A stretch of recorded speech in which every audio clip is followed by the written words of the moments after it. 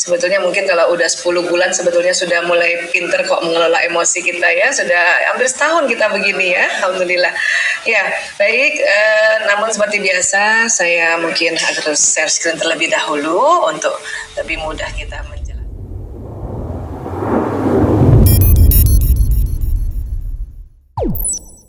Bismillahirrahmanirrahim. Assalamualaikum warahmatullahi wabarakatuh. Assalamualaikum warahmatullahi wabarakatuh. Alhamdulillahirabbil alamin. Allahumma shalli wa sallim ala sayyidina Muhammad. Amma ba'du. Ya, kita akan membahas tentang mengelola emosi ya. Sebetulnya mungkin kalau udah 10 bulan sebetulnya sudah mulai pinter kok mengelola emosi kita ya. Sudah hampir setahun kita begini ya, alhamdulillah. Ya, baik. Namun seperti biasa saya mungkin harus share screen terlebih dahulu untuk lebih mudah kita menjelaskan ya. Mengelola emosi ya, insyaallah. Bismillah. Ya, baik. Bahagia itu apa sih? Nah, ini kita harus tahu dulu nih bahagia apa nih ya. Sering banget orang minta bahagia, tapi kita mungkin ada baiknya tahu definisi bahagia yang secara simpel ya.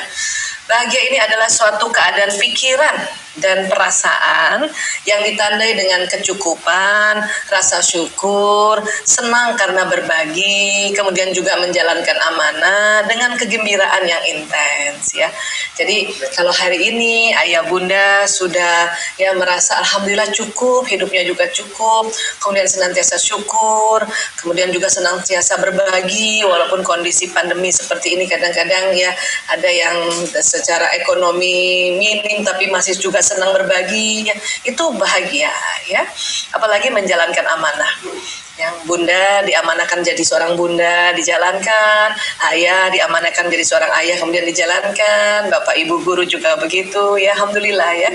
Hari ini sore ini kita sama-sama sore-sore sharing bersama-sama ya, alhamdulillah.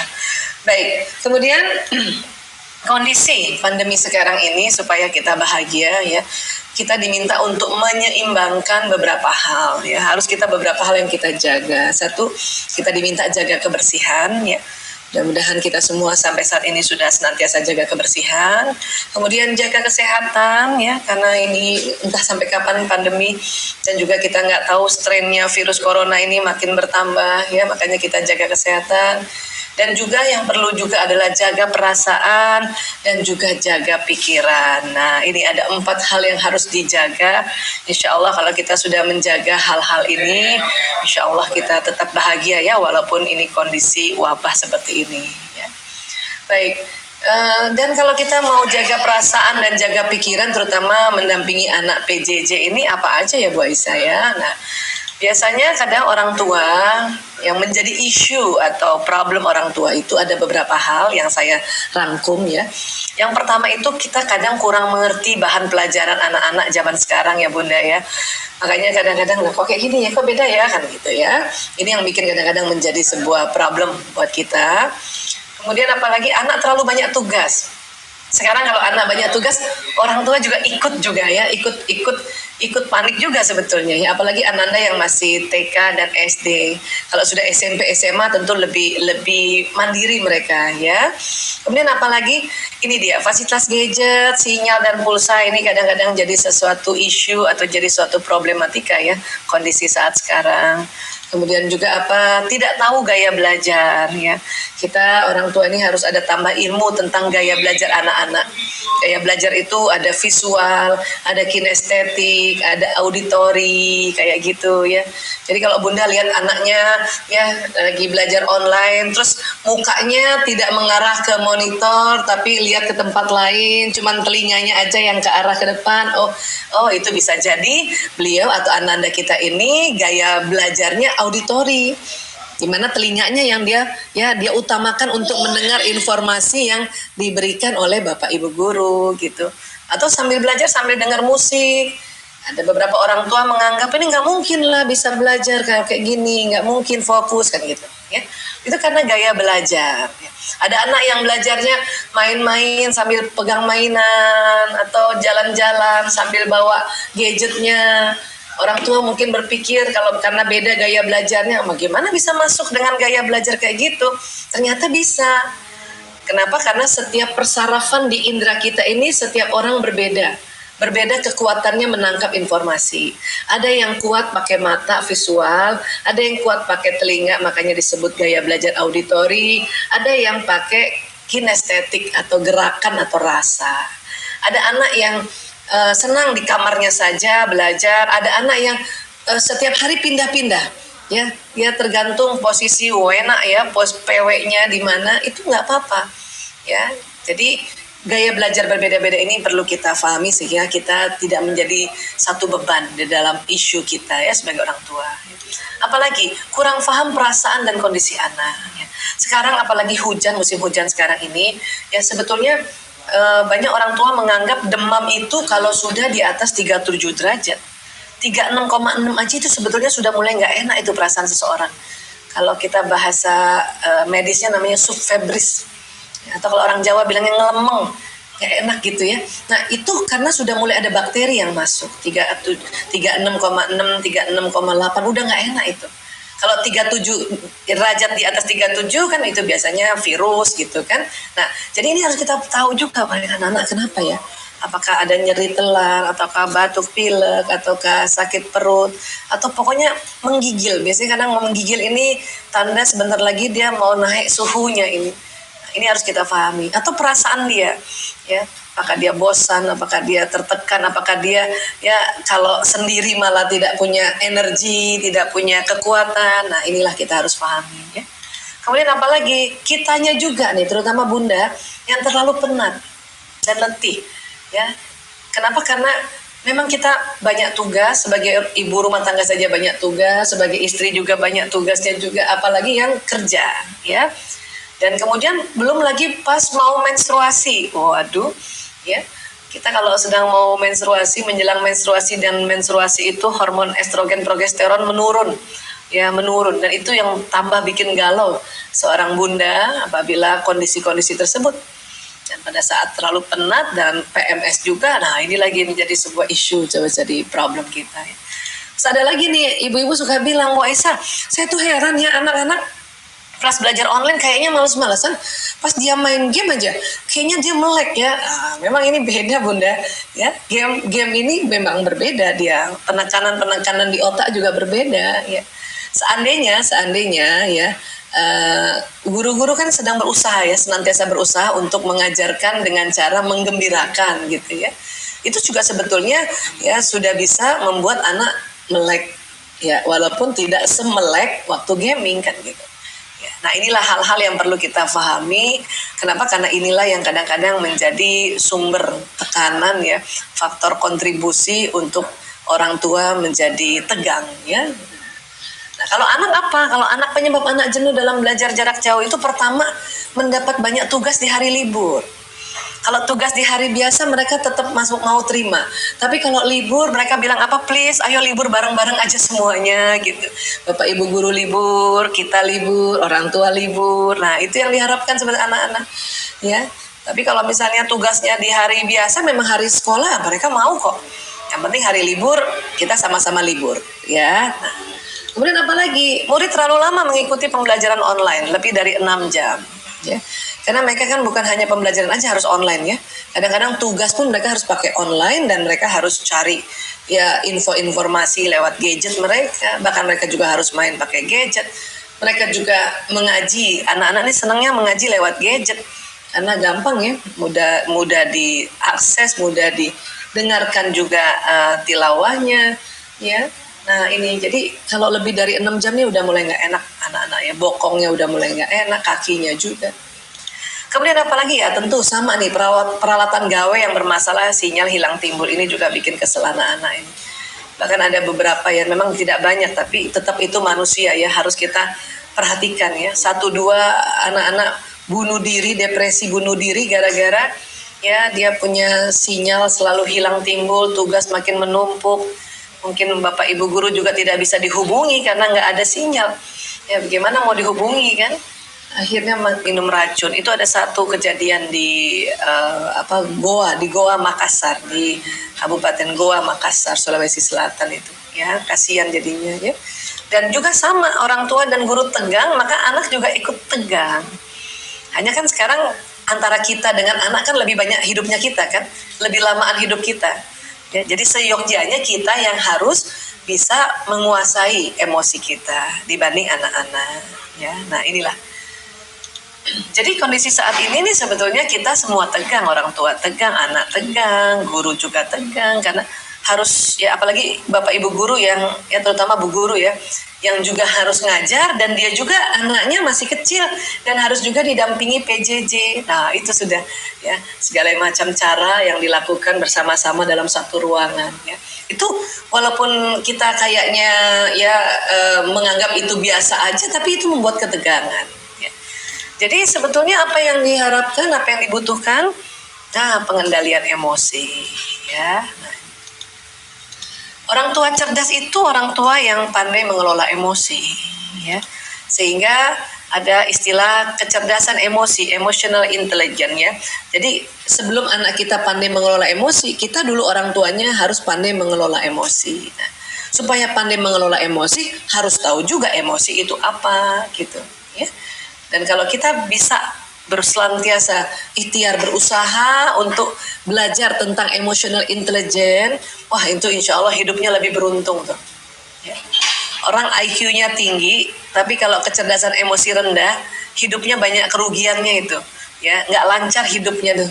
Ya, tapi orang yang kadang ini banyak sekali nih kecerdasan intelektualnya atau IQ-nya biasa aja ya di atas normal tapi biasa aja nggak tinggi tapi kecerdasan emosinya bagus maka hidupnya lebih beruntung ya hidupnya lebih beruntung ya. Nah kepengennya sih IQ bagus kecerdasan emosi bagus ya maunya gitu ya. Nah makanya kita harus perlu belajar ya. Kemudian apa sih emosi itu? Banyak sekali kalau saya ketemu offline tanya ibu-ibu, Bu emosi apa Bu? Pasti banyak yang jawab marah gitu ya. Nah, sebetulnya emosi ini bahasa Latin. Asal kata dari emovere artinya keluar dan movere bergerak. Jadi emosi artinya justru bergerak keluar ya. Atau ada yang juga bilang bergerak menjauh ya. Jadi orang-orang dulu nih, ilmuwan dulu, ini kan udah lama nih bahasa arti emosi, kata emosi ini. Itu mereka tuh memperhatikan ada apa ya di tubuh kita nih, kok kita bisa tiba-tiba bergerak keluar ya, ada apa di tubuh kita gitu. Makanya mereka pakai istilahnya emosi. Dia belum tahu tuh ada apa sebetulnya di dalam tubuh, pokoknya dikasih nama emosi. Nah, sampai sekarang istilah ini sangat-sangat populer. Ya. Jadi emotional intelligence atau kecerdasan emosi adalah kemampuan seseorang dalam menggunakan dan memahami emosi. Ya, baik emosi orang lain maupun emosi diri sendiri dengan tujuan, nah ini tujuannya ya, meningkatkan kesehatan fisik dan mental serta mengharmoniskan hubungan komunikasi. Kondisi sekarang ini kan kita harus sehat fisik dan mental kita ini. Supaya apa? Supaya imunitas meningkat sehingga ya kita ya enggak ya, semua virus barangkali kita bisa atasi atau kita bisa tameng virus itu, bakteri itu atau jasad renik yang lainnya ya. Dan juga bisa mengharmoniskan hubungan komunikasi kalau kita ya pandai mengelola emosi. Ya, yang nggak perlu marah nggak usah marah kan gitu ya. Nah, jadi kalau bicara emosi kita akan bicara tentang otak manusia. Inilah otak manusia. Terdiri dari otak besar, otak kecil, kemudian ya dibelah menjadi dua itu, makanya ada namanya belahan kanan, belahan kiri, ya, atau istilahnya hemisfer kanan, hemisfer kiri, kan gitu ya. Dan kemudian kalau ukuran udah otak dewasa ini, ya otak laki-laki lebih berat 100 gram dibanding perempuan. Kalau perempuan 1,5 kilo, laki-laki 1,6, nah kurang lebih kayak gitu deh, ya. Ini dia ya, dari ini otak besar, ini otak kecil, ini dilihat dari atas ya, ini terbelah ini. Ada belahan kanan dan ada belahan kiri ya. Baik. Nah, oke. Sekarang saat ini ilmu tentang otak sangat berkembang karena ada alat functional magnetic resonance imaging atau namanya functional MRI yang bisa mendeteksi otak orang masih hidup. Ini. Ya, dulu ilmu otak agak lama berkembang karena kalau kita mau teliti otak orangnya harus meninggal dulu.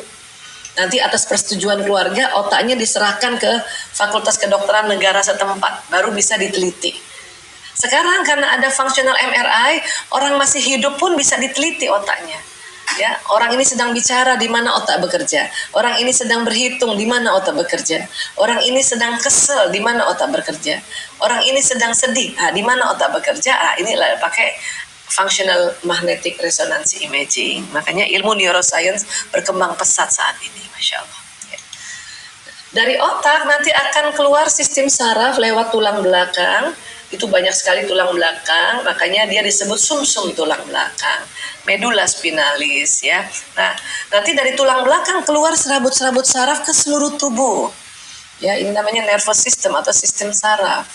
Ya, nah dia keluar seluruh tubuh. Nah, sistem saraf itu ya, kalau kita bicara atau meniatkan sesuatu, dia akan jalan pesannya ke dalam badan ini, ya.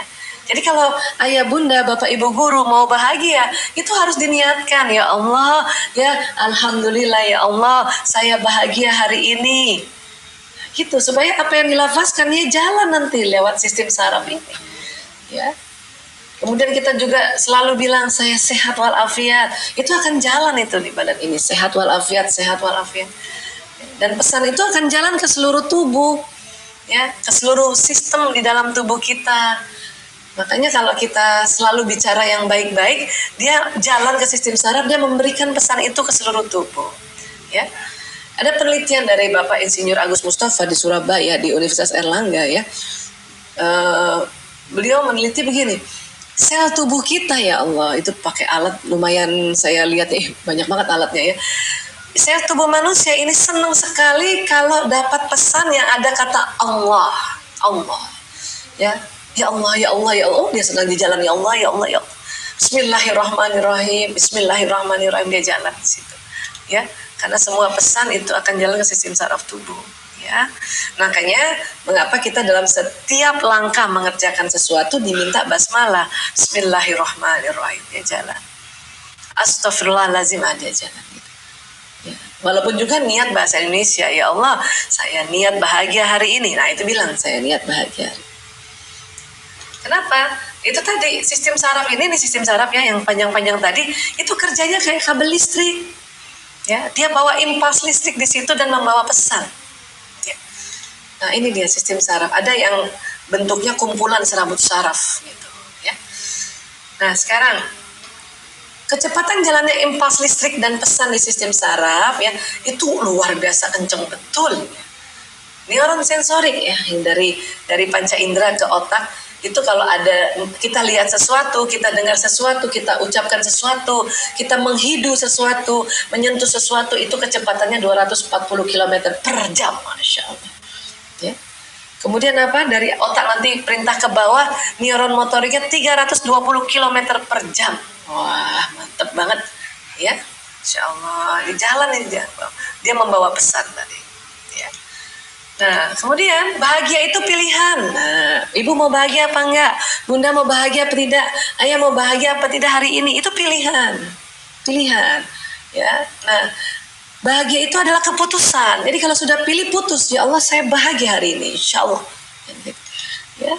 Jadi memutuskan untuk bahagia. Karena pada saat kita bilang ya Allah, ya dengan izinmu ya Allah saya bahagia hari ini. Itu kata-kata itu jalan ke otak itu tadi 240 km per jam. Masya Allah, tabarakallah. Ya. Sehingga pada saat bahagia itu diucapkan atau dilihat tulisannya bahagia, didengar masalah tentang bahagia, maka di otak ini ada tempat hormon ya bahagia. Ini namanya kelenjar pituitari.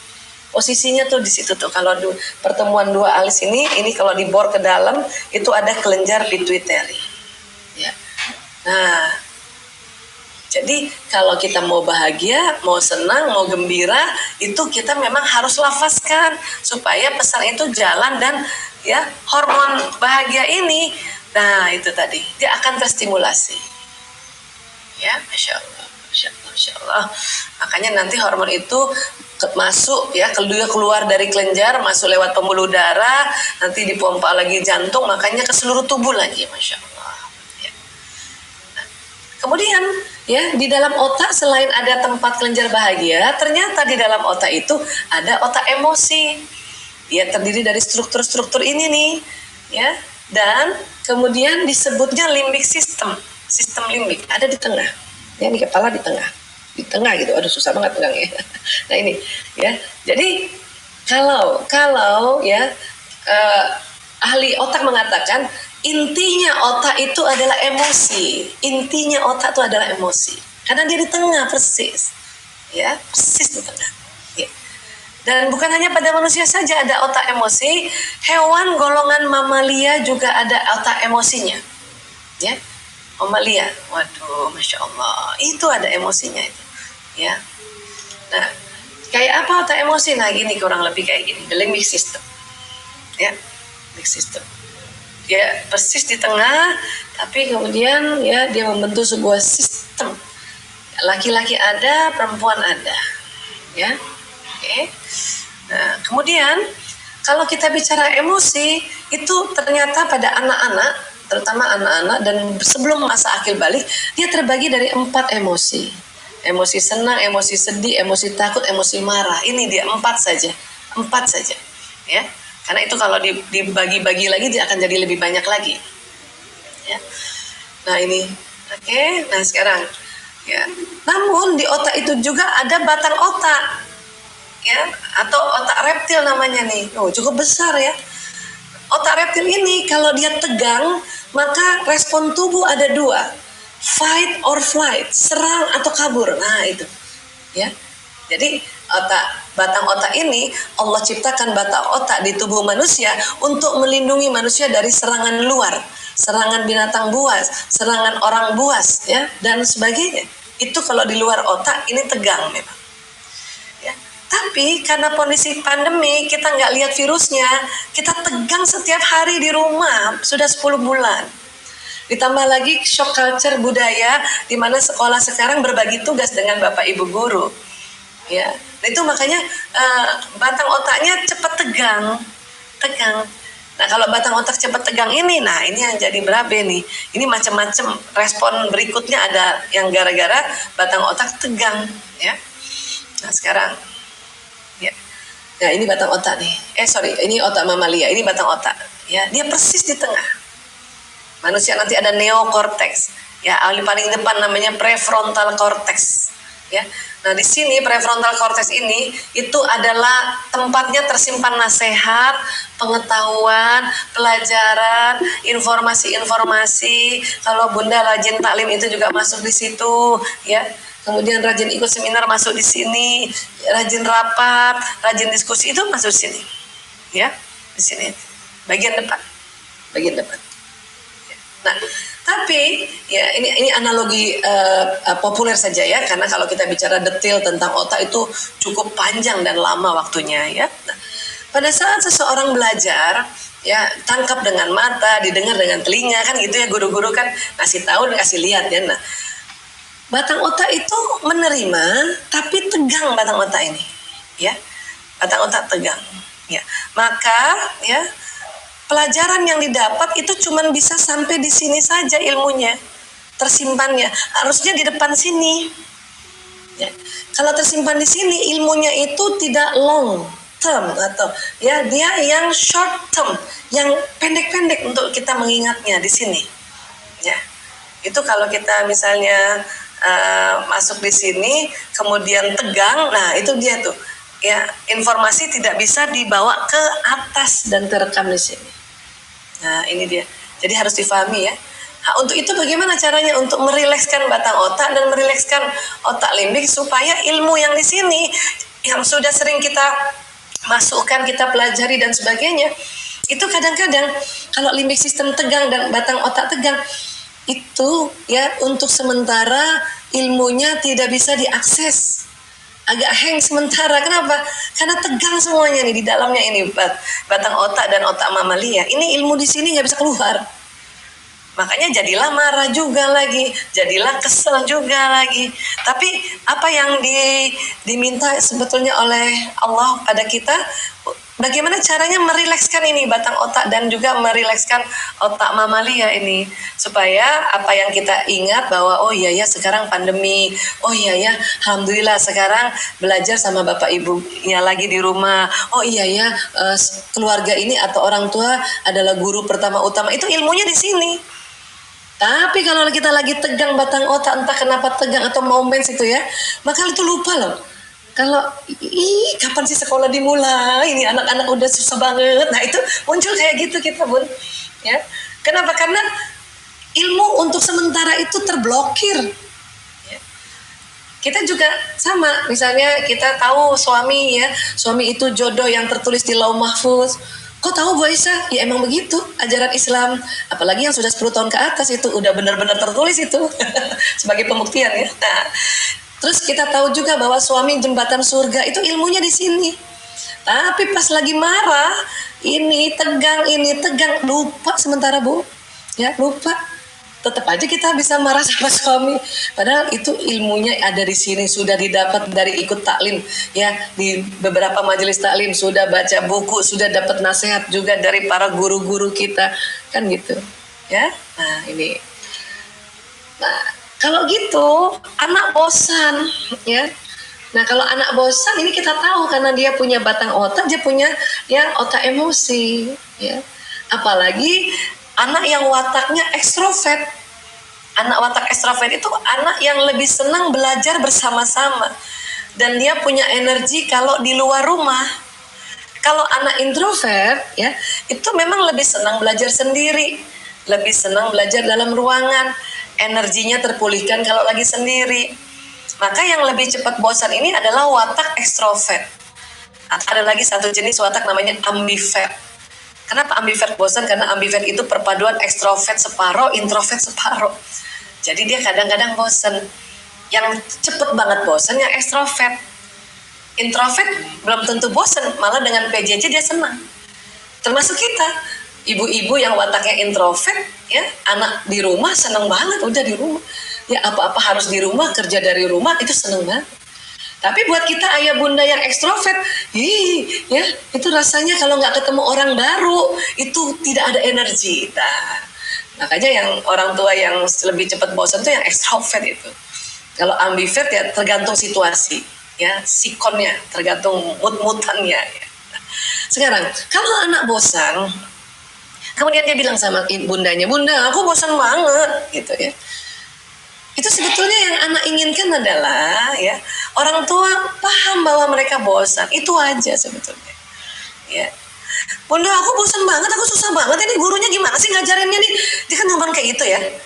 Itu nggak perlu kita telepon bu guru atau pak guru. Bu guru, ini gimana sih ngajarnya nih anak-anak cepat bosan? Nggak perlu juga kali bu. Ya, anak-anak kalau kita laporin ke guru malah tambah malu dia. Ibu udah ngapain sih lapor? Aku cuma bilang aku bosan, aku capek kan gitu. Atau aku lapar kan gitu. Ya. Jadi kalau anak bosan nggak usah kita reaksi dengan terlalu ekstrim juga. Dengan dia bilang bunda aku bosan, itu dia sudah artinya sudah mulai memanage emosinya. Ya. Jadi kita dengar aja. Kalau perlu dukung, iya nak bunda juga bosen ya, gitu aja. Atau bujuk dia, kita makan pisang goreng yuk. Atau bunda masakin spaghetti, gitu. Apalagi anak laki, ya anak laki ini harus paham nih kita. Kenapa? Karena anak laki-laki tuh ya cepat lapar, cepat haus, cepat ngantuk. Kenapa Bu Aisyah? Karena ini ada hipotalamus nih.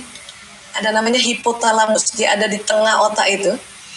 Laki-laki ada hipotalamus, perempuan ada hipotalamus. Tapi laki-laki hipotalamusnya 2,5 kali lebih lebar dibanding perempuan.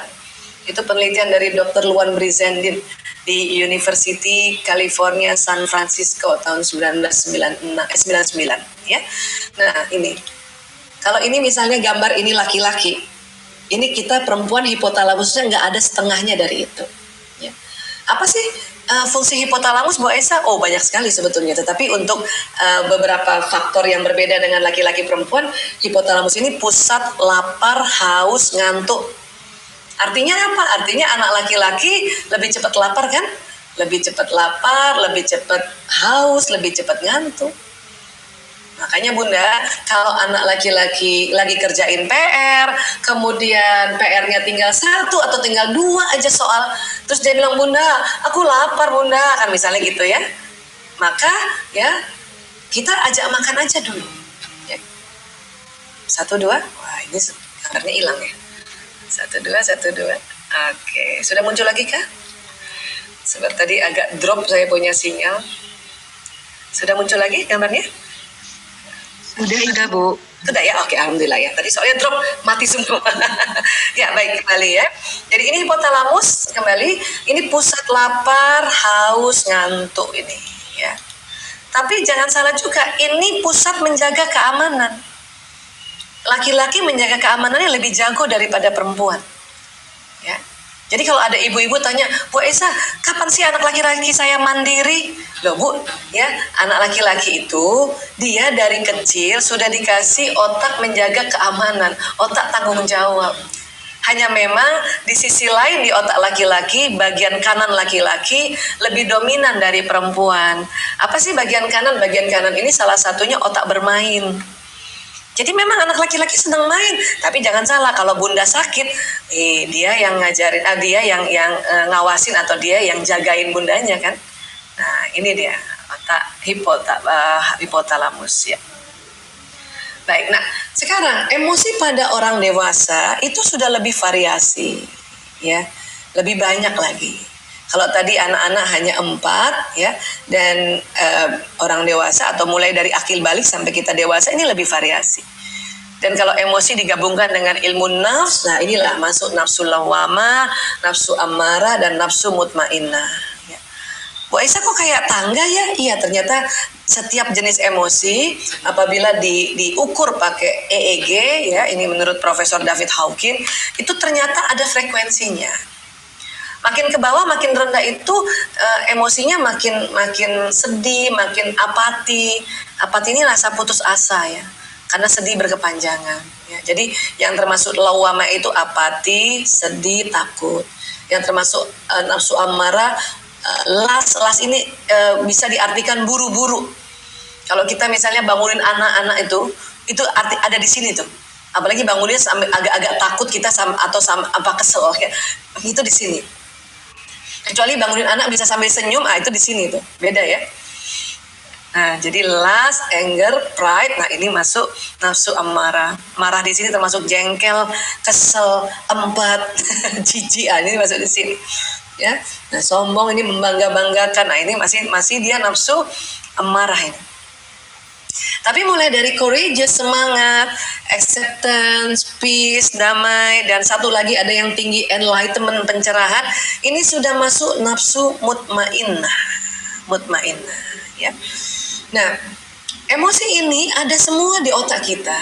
Dia nggak bisa hilang. Yang bisa adalah dia naik turun. Artinya apa? Terima dulu bahwa emosi ini adalah anugerah dari Allah dan dia ada di otak kita. Dan di anak-anak juga ada. Di anak kita yang sudah remaja, lebih variasi lagi seperti ini. Terima dulu. Makanya kalau satu ketika anak-anak marah, itu juga lazim. Satu ketika juga kita sebagai orang tua marah, itu juga lazim. Ya, lazim saya katakan ya. Satu ketika anak-anak cemas, itu juga wajar atau lazim, kita juga begitu. Satu ketika juga bapak ibu guru jengkel, barangkali itu juga lazim. Karena ini ada di otak kita. Ya. Namun kalau kita sudah bisa ya mengetahui otak kita emosi ini, maka kita nanti dengan mudah bisa kelola. Untuk apa? Untuk dia bisa naik ke atas. Ya. Itu yang diharapkan sebetulnya. Jadi makanya kalau otak kita bilang, ya Allah hilangkan marahku, dia nggak bisa hilang. Kayaknya otak dia langsung denial, dia ikut nolak, itu nggak bisa hilang gitu. Ya. Tapi kalau ya Allah angkat marahku, angkat, nah itu lebih benar, lebih tepat. Kenapa? Karena dia mau naik tangga. Makanya istilahnya move on ya ke atas. Kenapa sih harus capek-capek naik ke atas? Bu Aisyah kan ini emosi ada anugerah buat kita. Iya ayah bunda, iya bapak ibu guru, kita memang diminta ke atas, cepat-cepat ke atas supaya apa? Supaya kita berada lebih sering di ini di nafsu mutmainnah, emosi yang nuansanya positif, ya. Kenapa? Banyak keuntungannya emosi di sini. Ya. Kemudian kok ini apa maksudnya zona ikhlas? Zona ikhlas ini adalah ya zona yang berciri-cirikan emosi courageous, acceptance, menerima, bersyukur tuh di sini ya. Emosi yang damai dan emosi enlightenment, pencerahan. Kalau kita mendampingi anak-anak pada saat pandemi ini, kemudian kita mendampinginya dengan kekesalan, dengan kesal, itu berarti kita ada di sini. Berarti kita mendampingi anak di luar zona ikhlas itu. Jadi kerjanya nggak ikhlas. Tapi kesel Bu Aisyah, nggak tahu kenapa saya kesel pagi-pagi nih. Ya, mungkin gara-gara bapaknya nih. Bisa juga Bun. Ya. Tapi kalau Bunda bertahan di sini terus, dimarah terus, kesel terus, maka kalau tadi mendampingi anak 3 jam PJJ, berarti Bunda mendampinginya tidak ikhlas, rugi. Kalau kita kelamaan di dua nafsu ini tuh merugi hidup kita, rugi. Jadi gimana dong Bu Aisyah? Kan kita emang kesel. Iya Bun, paham kesel, dan kita juga hormati kita punya emosi, ya. Namun gimana caranya supaya ya setelah itu segeralah naik ke atas. Ya, nanti kita akan belajar nih ya, segera naik ke atas. Ya. Bu Aisyah, kalau kita marah terus kita tekan-tekan atau tahan-tahan itu gimana ya? Ditekan ya. Kalau ditahan kan itu kita ditahan di sini untuk nggak melabrak ya. Tapi kalau tekan itu turun ya, turun. Bahayanya apa kalau turun? Nah ini kalau sudah sampai apati, ada rasa nggak berguna. Saya nggak ada gunanya lagi jadi ibu. Saya nggak ada gunanya jadi lagi ayah. Saya nggak ada gunanya lagi jadi guru. Nah itu berarti kalau ada perasaan kayak gitu atau emosi kayak gitu, itu berarti sedang apati nih. Sebisanya segeralah naik. Kenapa? Karena kalau terus-terusan apati berkepanjangan, ya. Ada apati, orang setiap hari apati sampai minimal 2 minggu, itu hati-hati, itu bisa jadi depresi tambah turun. Kalau depresi itu bukan jenis level emosi yang lazim, dia sudah gangguan ini, gangguan emosi, depresi. Cirinya depresi apa Bu Aisyah? Cirinya depresi ini sudah mulai ada suicide atau ide mencelakakan diri sendiri, ide bunuh diri.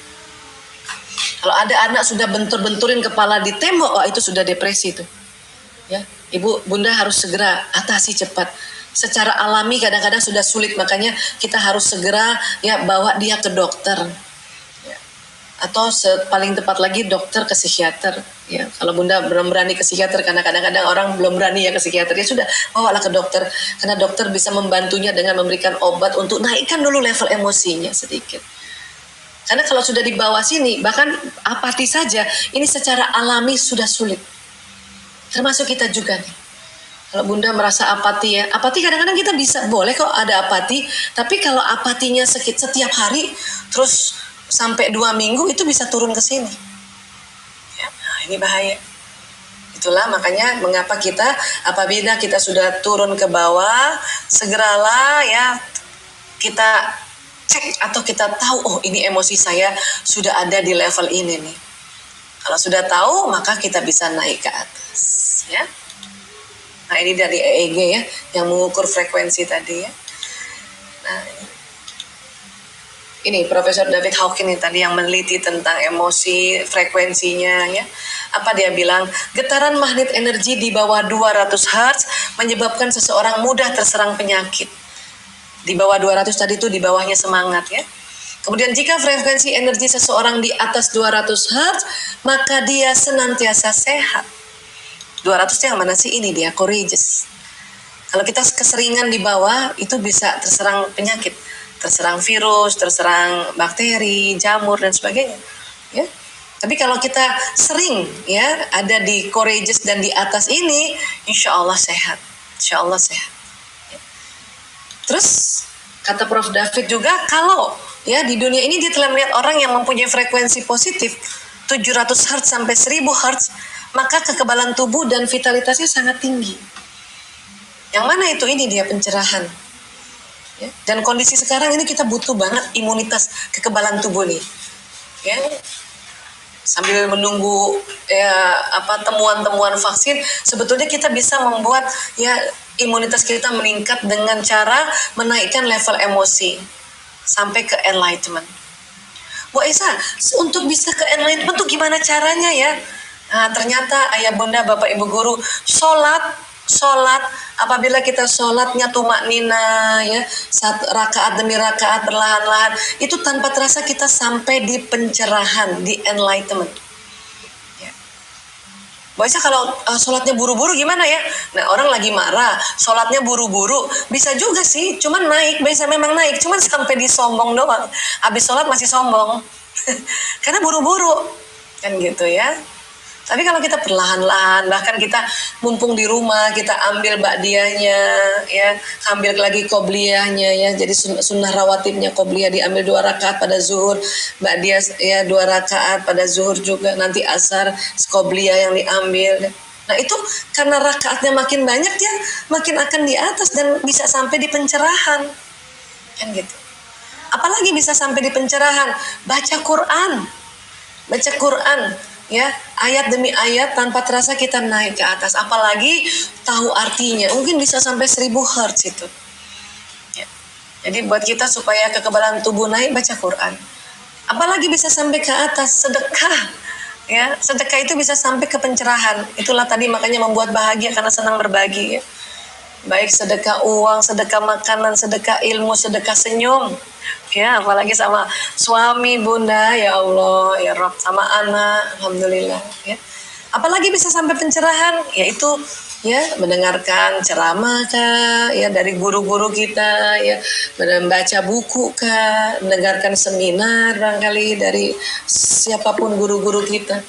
Itu makanya dengan adanya teknologi Zoom meeting ini kita sering lakukan ya, membuat sebuah seminar kayak gini. Itu mudah-mudahan ya sama-sama nih ya, yang menyampaikan sampai pencerahan, yang mendengarkan juga sampai pencerahan ya gitu. Ya. Bahkan sebetulnya ini enaknya Bapak Ibu guru ya, pada saat sudah mengajar anak-anak itu kita bisa sampai ke pencerahan. Bapak Ibu guru senang banget karena anak-anak yang tadinya belum tahu informasi, karena Bapak Ibu guru sampaikan, dia tahu. Itu asiknya kalau jadi guru. Ya, makanya saya senang banget jadi dokter juga, saya senang ngajar juga. Kenapa? Supaya sering di pencerahan untuk diri sendiri, ya. Alhamdulillah. Nah, itu. Terus gimana dong Bu Aisyah? Selain tadi dari ibadah-ibadah khusus tadi, gimana nih kalau kita lagi kesel, lagi takut untuk bisa naik ke zona ikhlas ini gitu. Nah sekarang ya kita belajar dulu nih, emosi ini mempengaruhi ya kita punya feeling, thinking, acting. Ya kita punya perasaan. Jadi manajemen emosi ini akan ada tiga cara. Satu supresif, yaitu menekan. Nah, bahayanya menekan ini kadang-kadang kita bisa sakit, kita rugi. Tapi orang lain nggak apa-apa gitu. Kemudian ada lagi teknik manajemen emosi ekspresif. Jadi baru kesel, langsung marah. Ya, baru aja muncul di otak kita jengkel, langsung kita tabrak orang-orang yang kita kesel tadi. Gitu. Itu namanya ekspresif. Ya, memang ekspresif itu enak untuk kita nggak neken, tapi nggak enak untuk orang lain. Orang lain itu bisa tersinggung, ya. Ada lagi satu. Nah, ini berdasarkan penelitian bahwa supresif masih belum win solution, ekspresif juga belum win solution. Maka ada satu lagi teknik namanya releasing, ya. Nah, releasing ini dia menggunakan teknik 3M. Ya kayak 3M-nya pandemi ya. Kalau 3M pandemi kan pakai masker ya, kemudian cuci tangan, menjaga jarak. Nah, kalau 3M manajemen emosi releasing itu satu mengaku. Ya. Mengaku pada Allah, ya Allah, saya kesal ya Allah sama anakku ya Allah. Itu boleh kita mengaku. Ya. Ya Allah kok saya sedih ya sama suamiku ngomong kayak gini gitu. Itu boleh mengaku. Ya, nah, tapi mengaku ini harus ada langkah berikutnya, yaitu mengangkat. Misalnya kita bilang ya Allah, angkat marahku ya Allah, ya angkat kesalku. Nah di sini setelah kita minta mengangkat, kita ini pakai teknik istighfar, pakai teknik istirja gitu ya. Astagfirullahaladzim ya Allah, astagfirullahaladzim, innalillahi wa inna ilaihi rajiun, la haula wa la quwata illa billahil aliyul azim. Itu teknik kedua itu, yaitu kita mengangkat. terus beberapa kali sampai enak perasaan. Nah, barulah M ketiga, meminta. Jadi Bunda maunya apa? Dirinya, ya Allah saya mohon ya Allah berikan saya kebijaksanaan ya Allah, berikan saya senantiasa kesabaran ya Allah, kan gitu. Terus doakan juga orang yang kita kesalkan ini, ya Allah saya maafkan anakku ya Allah, ampuni dia ya Allah, mohon ya Allah tambahkan ilmu, tinggikan kecerdasannya ya Allah, hari ini dia ulangan ya Allah, tadi malam ketiduran gak belajar ya Allah, gitu ya. Jadi dalam teknik memanage emosi untuk sampai naik tangganya ke atas itu menggunakan teknik releasing, dan releasing itu kita pakai langkah-langkahnya 3M. M pertama mengaku, kemudian mengangkat, kemudian baru mendoakan. Nah, insya Allah dengan teknik begitu ya kita akan merasa ya lebih sering berada di nafsu mutmainnah. Terus Bu Aisyah kan, saya kok sedih lagi ya, aduh kok kayaknya saya ini banget deh, susah banget untuk melakukan teknik-teknik releasing. Ya sudah kalau gitu istirahat Bun, karena kata Nabi kalau lagi marah berdiri kan suruh duduk nih. Nah sudah duduk, kemudian kita udah istighfar, udah tarik nafas, terus kayaknya masih nggak enak perasaan, disuruh rebahan. Makanya kita rebahan, istirahat aja sebentar dulu. Tidak semua permasalahan bisa diselesaikan hari ini juga. Ya, bahkan kalau kita tunda dulu sebentar dengan istirahat, insya Allah akan jauh lebih segar nanti pas bangun, lebih waras kita punya pikiran, dan akhirnya lebih mudah untuk diselesaikan. Ya, nah itulah teknik yang untuk bisa kita naik ke atas, dan insya Allah nanti ya beberapa kali kita bisa latihan nantilah kalau misalnya masih ada yang bertanya nanti kita pendalam lagi ya. Oke, baik saya kembali.